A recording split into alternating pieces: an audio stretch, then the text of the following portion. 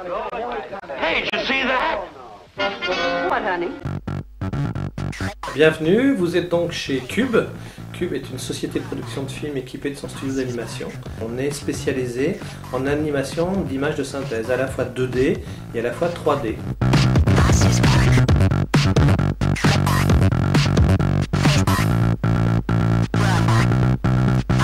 Il y a un organisme qui s'appelle le CNC qui nous a confirmé que la France était le 3e producteur de cinéma d'animation au monde, derrière les Américains et les Japonais.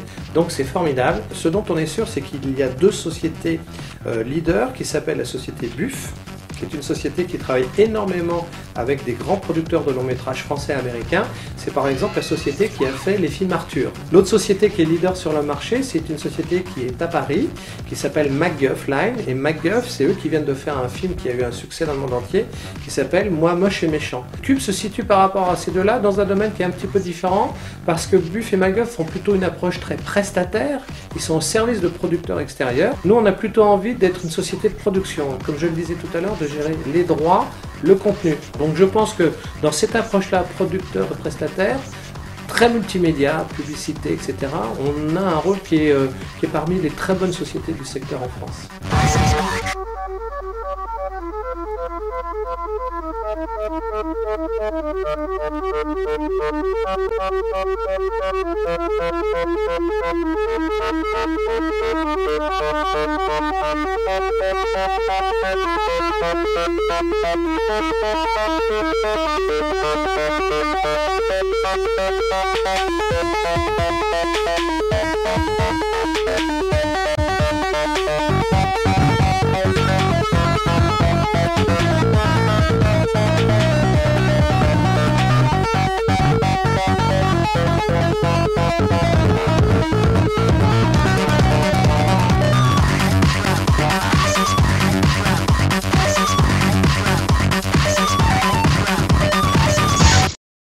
Now, this cube, we understand. Alors Cube est divisé en 2 entités, une entité qui s'appelle Cube Production, qui est la société de production, et Cube Créative, qui est le studio d'animation. Comment s'illustrent les grandes réalisations de Cube ces dernières années? Eh bien, c'est la diversité qui est un peu notre marque de fabrique. On a fait un film en 2D cette année, avec 2 étudiants sortis des Gobelins, qui a eu le prix du meilleur court-métrage au Festival d'Annecy, qui est un des festivals d'animation les plus importants en France. En même temps, on a produit pour le compte de la Principauté de Monaco un film de 6 minutes racontant l'histoire de Monaco entièrement en images de synthèse, illustrant le pavillon monégasque de l'exposition universelle de Shanghai. C'est encore une autre écriture, ça n'a rien à voir avec un court-métrage. Dans la même année, vous le voyez derrière nous, on produit une série d'animations très très drôle, très impertinente, qui s'appelle Kaelou pour Canal+, et qui est réalisée par un jeune réalisateur qui sort de Supinfocom et qui s'appelle Rémi Chapoteau et qui a 26 ans. Dans le même temps, on va aussi produire des films publicitaires pour différentes agences. Donc cette diversité est super sympa. Nous, on travaille essentiellement avec 2 types de profils. Des profils de réalisateurs, donc ce sont des gens qui ont appris ce que c'est qu'une mise en scène, un découpage, plutôt dans des écoles d'animation. Et puis un autre profil qui est le profil d'infographiste. C'est quelqu'un qui sait travailler avec un ordinateur, qui sait faire du modeling, c'est-à-dire modéliser dans la mémoire de l'ordinateur les objets qu'on va animer, qui sait faire de l'animation, c'est-à-dire qui sait animer les personnages. C'est quelqu'un qui sait faire du montage. Voilà. La principale source de collaboration, ce sont ce qu'on appelle des infographistes qui, 9 fois sur 10 maintenant, sortent d'écoles d'animation.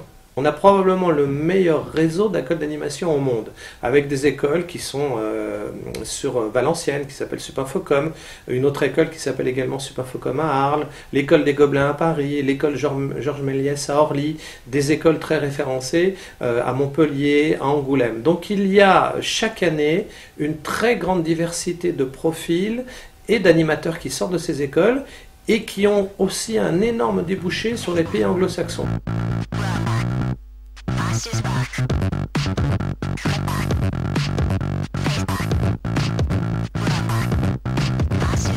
Moi, en fait, je me suis retrouvé dans ce métier-là parce que j'ai fait, il y a 30 ans, une école vidéo. J'ai trouvé un stage dans une société à l'époque qui s'appelait Via Production.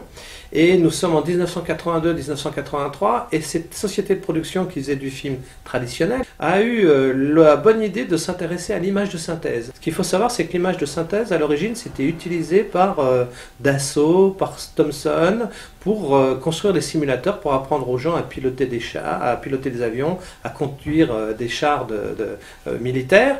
Et un jour, parmi ces sociétés, il y a des gens qui se sont dit mais pourquoi ne pas appliquer les logiciels de 3D à autre chose que du militaire, à faire de l'imagerie grand public. Et c'est comme ça qu'en 81-82, des gens sont venus voir la société dans laquelle j'étais stagiaire et ont dit à mon patron, vous devriez vous intéresser à l'image de synthèse parce que ça va révolutionner l'image. Et comme moi j'étais le petit jeune de la bande, mon patron m'a dit, bah, écoute, c'est un truc nouveau, c'est de l'informatique, c'est toi qui vas t'occuper de ça. Et c'est vrai qu'aujourd'hui je fais partie un peu des dinosaures de ce métier en France. Alors mon cursus, j'ai un doc de biologie, parce que beaucoup de gens techniques dans la 3D ont en fait des bacs scientifiques, des choses comme ça. Mais après je me suis vite réorienté, donc j'ai fait une école qui s'appelle Supinfocom, une école de 3D. Après ça j'ai travaillé dans une boîte pour de la série. Et puis l'expérience a fait, le parcours a fait que je suis arrivé à Cube. Après une école d'ingénieur, j'ai changé, j'ai été vers plutôt le métier de l'animation, parce que je voulais faire du graphisme en fait. Et j'ai fait plusieurs concours, dont celui de Supinfocom à Valenciennes. Donc je suis sorti en 2002 et au bout d'une année en fait j'ai été voir Cube. Ils m'ont proposé en fait les machines pour faire un court métrage ici. Et ce court métrage m'a permis en fait de me lancer dans la réalisation, c'est-à-dire que Cube a pu me vendre. Alors j'ai fait une école d'art à Paris. Et avant mon école d'art aussi, j'ai fait un UT informatique. Et avant, j'ai fait une année d'école d'ingénieur. Donc j'ai vraiment commencé par quelque chose d'assez technique au fait, au niveau de l'information. Du coup, je me suis dit que ça peut être intéressant d'utiliser un peu mes connaissances en IUT et de partir un peu dans l'art. Et du coup, c'est vrai que j'ai choisi un peu ce poste de rendu de compositing, que ça mélange à la fois créativité et côté technique au fait.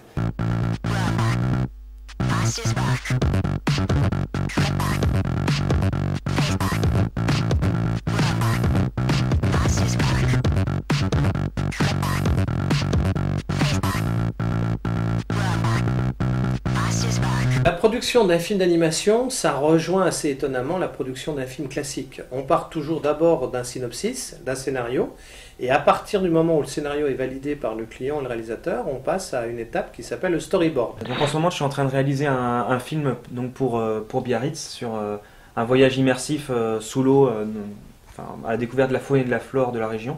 Donc ça a commencé d'abord par un storyboard. C'est le découpage qui permet de voir un peu toutes les actions du film. Il y a déjà plusieurs choses dedans, il y a des cadrages.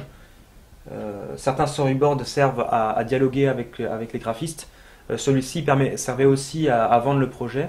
Donc déjà dedans il y avait les grandes actions du film, les lieux où on passait.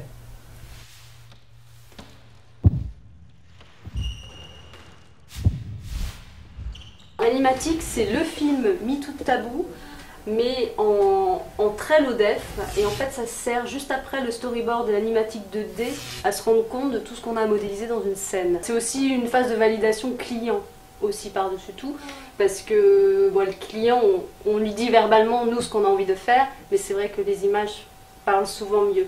Mais vous voyez, c'est très simple, il n'y a vraiment pas beaucoup d'animation, c'est vraiment pour se rendre compte effectivement, est-ce qu'on a le temps de raconter tout ce qu'on veut raconter dans 6 minutes. Rien n'est figé, mais ça reste quand même la grosse trame. Il faut bien qu'on se base sur quelque chose. Là, ce que je vais montrer maintenant, c'est ce qu'on appelle un pré-light. Donc, c'est un premier éclairage rapide dans l'animatique. L'idée, c'est de donner une ambiance du film un peu plus précise. Et dans ce pré-light, en fait, c'est poser la question de qu'est-ce qui fait qu'on comprend que c'est sous l'eau, parce que c'est un univers quand même assez particulier. Et puis aussi, bon, définir si les éclairages qu'on avait pensés au niveau du storyboard fonctionnent dans la 3D. C'est une première réflexion sur comment sera le film. Et après, en fait, tous les animaux qu'on fait en 3D, texture, shading, on les rend dans l'ambiance presque finale du film, ce qui permet de ne pas en faire trop, de faire exactement ce dont on a besoin et d'avoir une vision déjà assez précise de ce qu'on aura à la fin du film.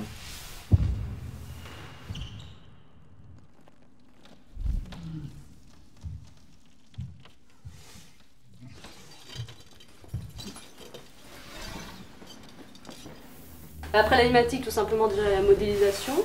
Il y a le layout des décors. Une fois qu'on a le layout, on va passer dans les matte painting pour tous les fonds. Alors le matte painting, c'est les fonds, donc on ne projette pas le matte painting. Mais après, on a ce qu'on appelle le K-map. Et le K-map, là, c'est entre la 3D et le matte painting, c'est-à-dire que par exemple pour un bâtiment, ça a très bien marché. Quand tu as un mouvement de caméra pas trop ample, si je puis dire, On peut utiliser ce qu'on appelle le CAMAP. En fait, on prend en photo un bâtiment de tous ses angles et on projette la texture sur ce bâtiment. Ce qui permet d'avoir quand même le relief, un léger relief sur le bâtiment et tout en ayant le maximum de détails sans avoir à le modéliser complètement, à le texturer complètement. Donc voilà. Et le matte painting, lui, par contre, c'est vraiment le fond. C'est le ciel, l'horizon, ce genre de choses. Là, par exemple, là, c'est du CAMAP ce bâtiment. Et pourtant, vous le voyez bien en 3D. Ça, c'est le matte painting.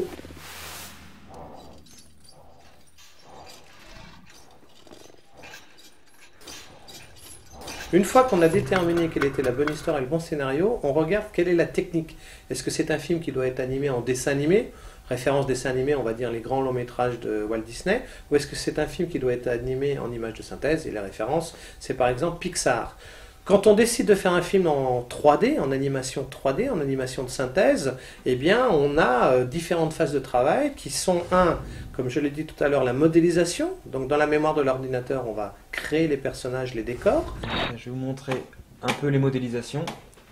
Donc là, c'est un bout à bout des modélisations des poissons. Donc par exemple, ici, ça c'est le bar, un cachalot.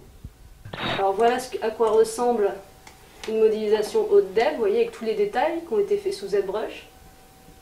Là, c'est pas texturé, là, c'est vraiment juste la forme du personnage. Après, finalement, une fois qu'on a nos personnages modélisés, on les passe en setup.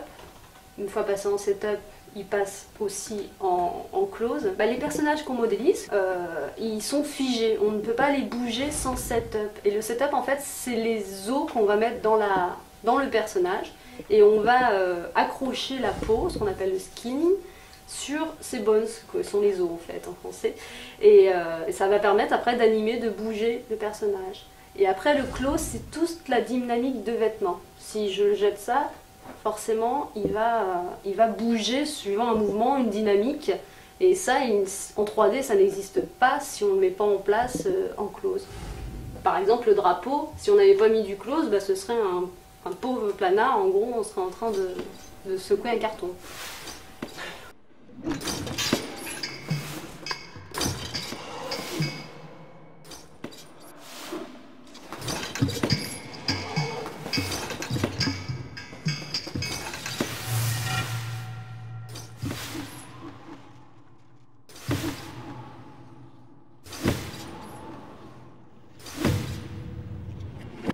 Ensuite, on va animer ces personnages, c'est la phase d'animation, qui sont contrôlés par le réalisateur grâce à des line tests, c'est-à-dire qu'on voit le film en version maquette. Qu'est-ce que l'animation dans la 3D en fait? Ça, c'est découpé en images, ce qu'on appelle des frames en images clés. Donc une seconde, c'est 25 images.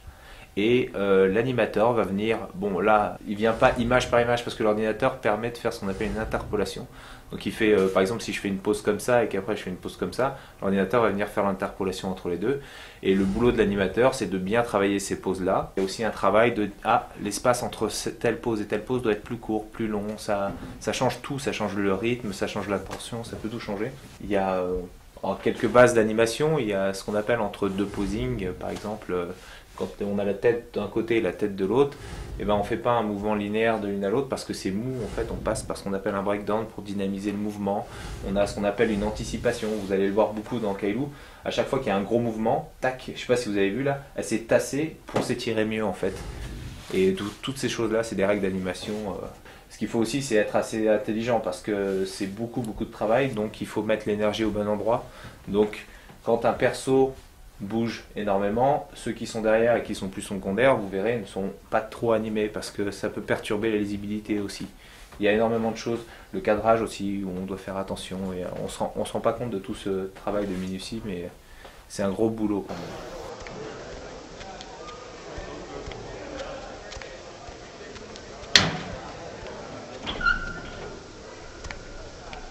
Donc je me suis occupé de toute la partie autour des personnages, c'est-à-dire le travail des morphs, du setup, de l'animation. Donc Au niveau de l'animation, on était en collaboration avec un studio à Angoulême. Nous, on recevait les vidéos et en fonction de ce qu'on voyait, on donnait des retakes en retravaillant les poses, on redessinait des expressions, on redessinait des posings. On travaille aussi sur le caractère des personnages parce qu'ils ont tous un caractère propre. Donc c'est ça aussi le rôle d'un directeur d'animation. C'est pas forcément technique de dire travailler plus, enlever des frames ou faire des choses comme ci. C'est plus de vérifier à ce que tout l'ensemble soit cohérent.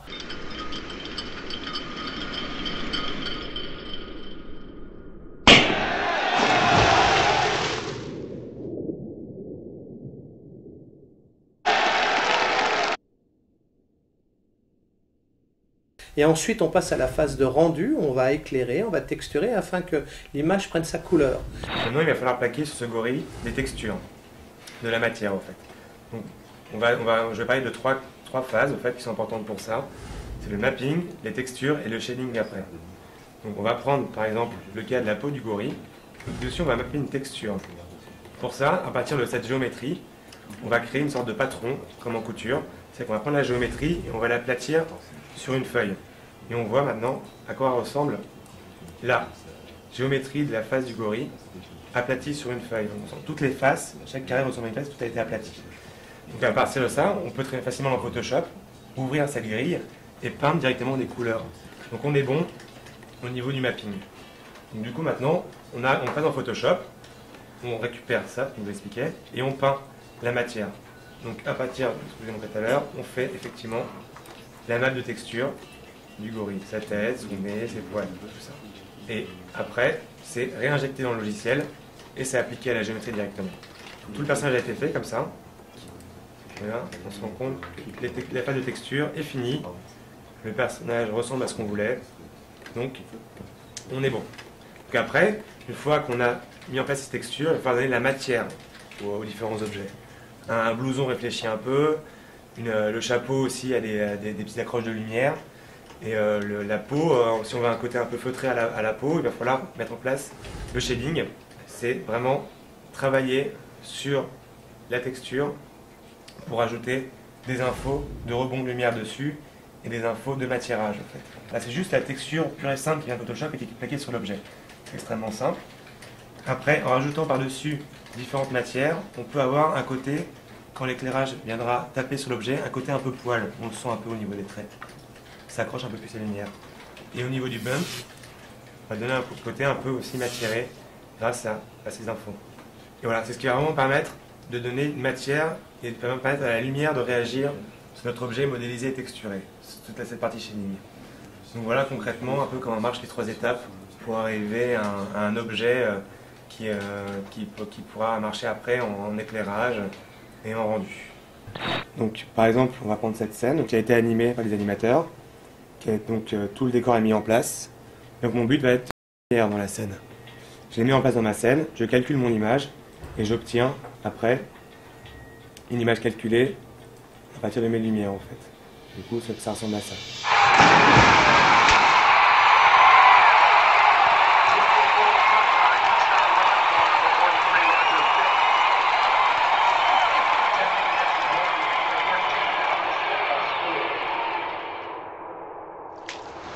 Les deux dernières phases sont des phases de post-production. La première phase de post-production, c'est de mélanger toutes les couches. Parce qu'on peut faire, par exemple, dans une image, un personnage qui est devant un arbre. Ce sont deux images différentes qu'on va coupler.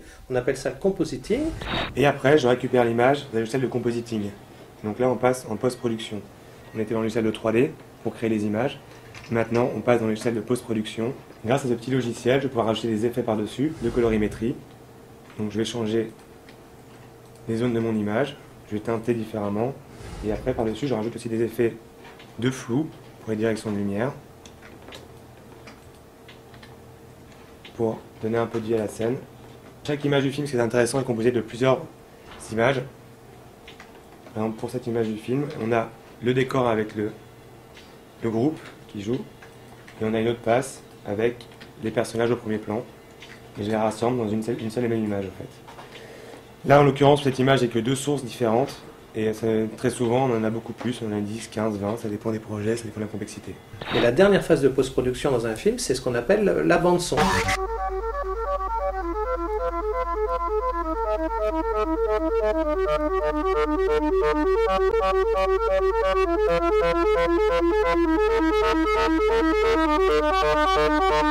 Les grands logiciels utilisés, ils sont 3-4, on va dire que les plus connus, c'est 3D Max, 3ds Max, qui est super utilisé aussi dans le monde du jeu vidéo. C'est XSI, qui est un logiciel d'animation. C'est Lightwave, qui est aussi un logiciel qui permet de faire de très beaux rendus. Il y a des logiciels très connus dans le monde de l'animation 3D qui s'appellent Alias. Après, il y a des logiciels de compositing qui sont Fusion, qui sont After Effects.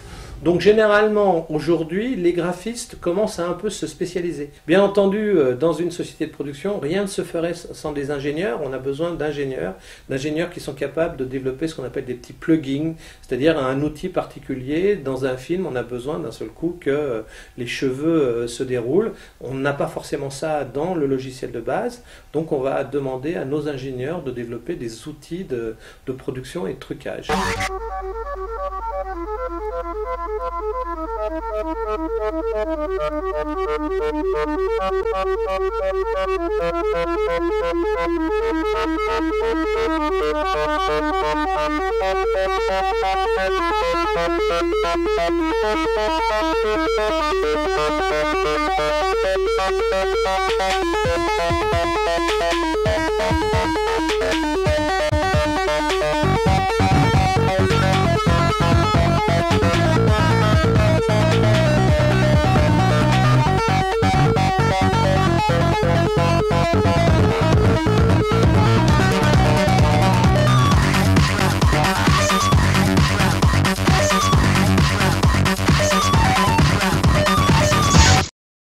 Now, this cube we understand.